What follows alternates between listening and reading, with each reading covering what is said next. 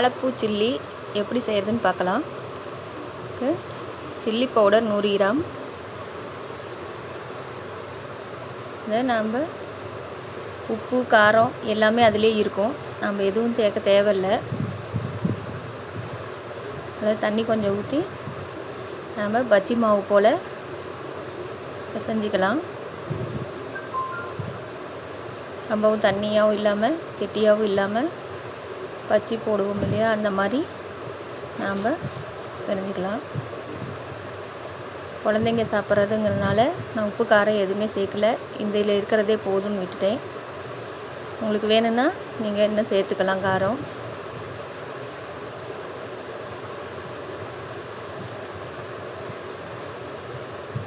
வாழைப்பூவை சுத்தம் பண்ணி வச்சுருக்கேன், இப்போ போடலாம். பாருங்கள், எண்ணெய் நாங்கள் அடுப்பில் வச்சுருக்கேன். பச்சி மாவு மாதிரியே மாவில் முக்கி இதில் போட்டுக்கலாம். இப்படியே ஒன்றா போட்டு எடுத்தால் அழகாக வரும். பிள்ளைங்க சாப்பிட்றதுக்கு நல்லாயிருக்கும். குழந்தைங்களுக்கு பொரியல் பண்ணி கொடுத்தா சாப்பிட மாட்டாங்க வாழைப்பூவை. நம்ம சில்லியாக போட்டு கொடுத்தோம்னா விரும்பி சாப்பிடுவாங்க.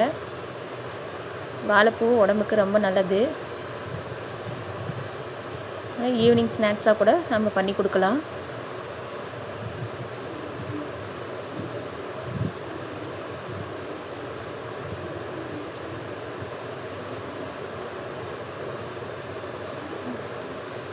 கொஞ்சம் கலர் வர வரைக்கும் நம்ம விடணும். சீக்கிரமாக ரெடி ஆயிரும், அதிக நேரம் நமக்கு தேவையில்லை, ஈஸியாக செஞ்சிடலாம். கொஞ்சம் கலர் வர வரைக்கும் நம்ம எண்ணெயில் விடலாம்.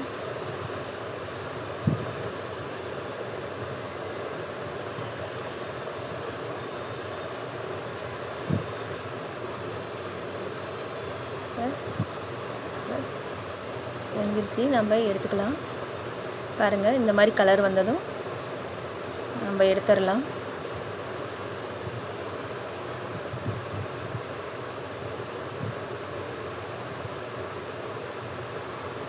உடம்புக்கு ரொம்ப நல்லது. நம்ம வாழைப்பூ சில்லி ரெடி ஆயிடுச்சு. நீங்களும் செஞ்சு பாருங்கள். இந்த வீடியோ பிடிச்சிருந்ததுன்னா லைக் பண்ணுங்கள்.